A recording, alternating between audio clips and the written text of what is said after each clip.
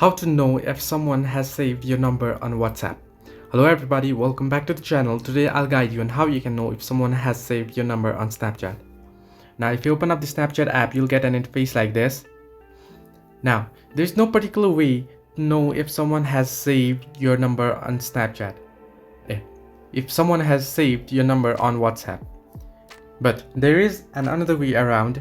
Now what to do is tap on the three dots option on the top right corner of the screen and you'll find the option New Broadcast.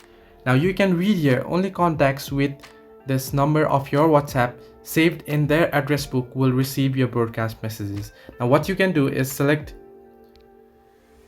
quite multiple accounts, or you can select 2 or 3 accounts you want and then tap on the broadcast option and the broadcast will be created. Now if you text them here, now if they have saved your number on the device, then they will be able to receive the text on this broadcast group and they will text you back. Now if they don't text you back, it'll probably be if they haven't saved your contact on the device or if they don't want to. So hope this helped. Do like and subscribe and do not forget to leave a comment down below if you have any further issues.